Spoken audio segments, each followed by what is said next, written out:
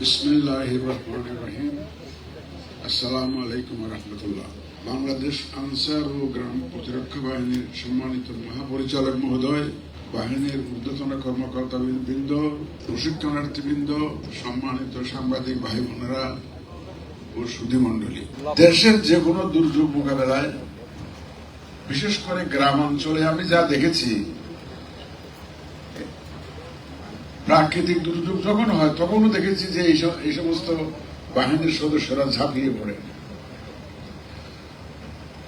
আমি আজকে যে ট্রেনিং এর যে কম্পোনেন্টস, বিশেষ করে প্র্যাকটিক্যাল একটা ডেমনস্ট্রেশন যে দেখলাম, ডামি ইলেকশন সেন্টার করে ভোটাররা আসছেন, ভোট দিচ্ছেন, প্রিসাইডিং পুলিং অফিসার কি রোল প্লে করে, এবং অনাকাঙ্ক্ষিত যে ধরনের ঘটনা ঘটতে পারে ভোট কেন্দ্রে, সেটার যে একটা ডামি এক্সারসাইজ আমি দেখলাম। এই ধরনের প্রশিক্ষণই হওয়া উচিত। এবং আমি আরো আনন্দিত যে ৭৪টা কেন্দ্রে, সারা দেশে ৭৪টা কেন্দ্রে এই আজকে একটা ব্যাচের প্রশিক্ষণ শেষ হচ্ছে একসাথে। এবং আমাকে বলা হচ্ছে যে প্রায় ১,৪৫,০০০ বোধহয় না ১.৫ লাখ লোককে আপনারা ট্রেনিং দিবেন। আমাদের বাংলাদেশ পুলিশও কিন্তু তারা ১৩০টা সেন্টারে এই ধরনের ট্রেনিং আয়োজন করেছে ইলেকশনকে সামনে রেখে। আমাদের যে পরিকল্পনা, তাতে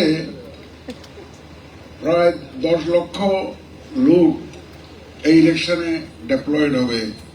প্রিসাইডিং অফিসার, পুলিং অফিসার, আইন শৃঙ্খলা বাহিনী থেকে আরম্ভ করে আনুমানিক প্রায় ১০ লক্ষ লোক এখানে ইনভলভ হবে। আপনারা জানেন, এই যারা ইলেকশনের ডিউটি থাকে সাধারণত, তারা কোনো সময় নিজেরাই ভোট দিতে পারে না। ভোটের দায়িত্ব পালন করে, কিন্তু ভোট দিতে নিজেরাই ভোট দিতে হয়। প্রিসাইডিং অফিসার যিনি থাকেন, পুলিং অফিসার যিনি থাকেন, ইভেন দি রিটার্নিং অফিসার ডিসি সাহেব, উনিও কোনোদিন ভোট দিতে পারেন নাই। আমরা এবার একটা উদ্যোগ নিয়েছি যে যাতে করে আপনারা যারা ডিউটিতে থাকবেন তারা যাতে ভোটটা দিতে পারেন, সেই পোস্টাল ব্যালটের মাধ্যমে সেই উদ্যোগটা আমরা নিয়েছি। আমরা ইনশাল্লাহ এই ১৬ই নভেম্বর আমরা অ্যাপটা লঞ্চ করব। আপনারা রেজিস্ট্রেশন করিয়ে নেবেন পোস্টাল ব্যালটের জন্য। যারা ডিউটিতে থাকবেন তারা রেজিস্ট্রেশন করে নেবেন। আপনাদের ঠিকানা, বাড়ির ঠিকানায় ব্যালট পৌঁছে যাবে টাইম, এবং আমাদের ইনস্ট্রাকশন অনুযায়ী আপনারা, গাইডলাইন্স অনুযায়ী আপনারা ভোটটা দিতে পারবেন। এই যে ইলেকশনে যারা দায়িত্বে থাকবেন তাদেরকে ইনক্লুড করেছি, চেষ্টা করছি আমরা। সরকারি চাকরিজীবী যারা বিভিন্ন জায়গায় কর্মরত থাকেন, ভোটার এলাকার বাইরে থাকেন, তারা যাতে ভোট দিতে পারবে সেই ব্যবস্থা আমরা উদ্যোগ নিয়েছি।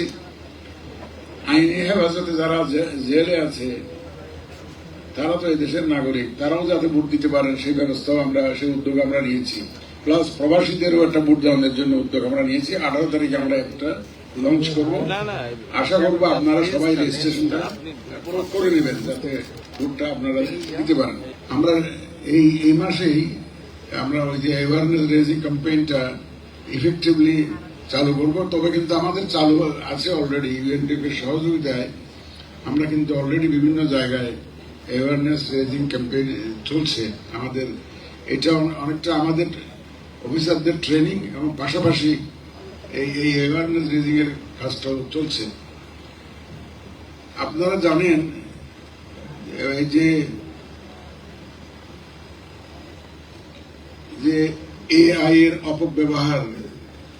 অপব্যবহার করে সোশ্যাল মিডিয়ার মাধ্যমে যে কোনো ধরনের একটা দুর্ঘটনা ঘটানো ফেলা সম্ভব এটা। এবং যারা দুষ্ট লোক, যারা সমস্যা সৃষ্টি করতে চায়, তারা এই সুযোগটা নিতে পারে। আপনাদের, আমার বাহিনীর সদস্যদের প্রতি আমার অনুরোধ থাকবে যে আপনারা ব্যক্তিগত পর্যায়ে যাদের সাথে যোগাযোগ হয় এবং তাদেরকে বুঝাবেন যে কোনো একটা জিনিস সোশ্যাল মিডিয়াতে দেখলে সাথে সাথে যাতে বিশ্বাস না করে, একটা ফ্যাক্ট চেক করে এটা সত্য না মিথ্যা এটা যাচাই করে তারপরে যাতে বিশ্বাস করে এবং তারপরে যাতে শেয়ার করে। আমাদের একটা অভ্যাস হয়ে গেছে, একটা নেতিবাচক সংবাদ দেখলেই যাচাই বাছাই না করে এটা শেয়ার করে দেওয়া হয়। এবং অত্যন্ত ভিত্তিহীন সংবাদও আমরা শেয়ার করে দেই। বিশেষ করে নেতিবাচক হলে তো খুব সদ্যোগে যতভাবে সম্ভব সেটা আমরা শেয়ার করার চেষ্টা করি। সামাজিক যোগাযোগ মাধ্যমে যে কোনো কিছু দেখলে সাথে সাথে বিশ্বাস করবেন না, সাথে সাথে শেয়ার করবেন না, তথ্যটা যাচাই করে তারপরে আপনারা শেয়ার করতে পারেন। এবং আমরা ইলেকশন কমিশনে এই যে তথ্য যাচাই বাছাইয়ের জন্য একটা আমরা এই ধরনের এআই আর্টিফিশিয়াল ইন্টেলিজেন্সের অপব্যবহারের অ্যাড্রেস করার জন্য আমরা একটা সেল খুলেছি। আমাদের সাথে যোগাযোগ করে, আমাদের যে কেন্দ্রীয় সেন্টারে যোগাযোগ করে আপনারা কিন্তু সত্য মিথ্যা যাচাই করতে পারবেন। সুতরাং এই মেসেজটা আপনারা আরো বৃহত্তর পরিসরে অ্যাওয়ারনেস রেজিং এ সম্পৃক্ত হওয়ার আগে এই ক্ষুদ্র মেসেজটা নিয়ে কিন্তু আপনারা শুরু করতে পারেন। কারণ আপনাদের বিশাল নেটওয়ার্ক রয়েছে সারা দেশে। এই বিশাল নেটওয়ার্ককে কাজে লাগিয়ে যে আপনারা যদি আনসার মিটিংয়ে 5.5 লক্ষ যদি মোতায়েন হন, তাহলে তো 5.5 লক্ষ লোক তো এই মুহূর্তে মেসেজটা কিন্তু ছড়িয়ে দিতে পারে চারিদিকে। সুতরাং এটা দিয়ে আমাদের অ্যাওয়ারনেস রেজিংটা হোক, যে সামাজিক যোগাযোগ মাধ্যমের অপব্যবহার যাতে না হয়, এই মেসেজটা দিয়ে আমরা শুরু করি আজকে। আমি আরো বৃহত্তর পরিসরে ইনভলভ হওয়ার আগে এটা দিয়ে আমরা শুরু করি। ট্রেনিং এ যে সমস্ত টাকা পয়সা খরচ হয় এটাকে আমি খরচ হিসাবে দেখি না। স্বাস্থ্যের জন্য যে খরচ হয় এটাকে আমি খরচ হিসাবে দেখি না, এটাকে বিনিয়োগ হিসাবে দেখি।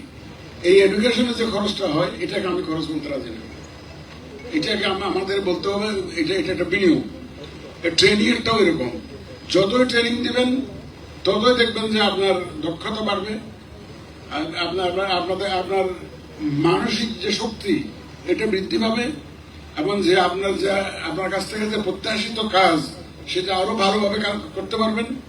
এবং ট্রেনিং একটা ব্যক্তিকে, একজন প্রশিক্ষণার্থীকে উপযুক্ত করে গড়ে তোলে তার যে এক্সপেক্টেড কাজটা সম্পাদনের জন্য।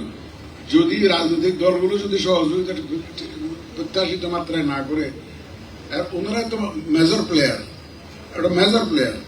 সুতরাং এরা একটা বড় অংশীজন, ভোটাররা একটা বড় অংশীজন।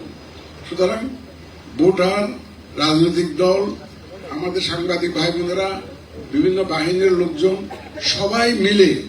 আমরা সবাই মিলে ইনশাল্লাহ একটা প্রত্যাশিত সুন্দর নির্বাচন জাতিকে উপহার দেব। জাতি যাতে আরো সামনের দিকে এগিয়ে যায়, গণতন্ত্র যাতে এগিয়ে যায়, এখানে আমরা সক্রিয় ভূমিকা রাখবো সবাই মিলে। সে প্রত্যাশা জানিয়ে আমি আমার বক্তব্য শেষ করছি। আল্লাহ হাফেজ।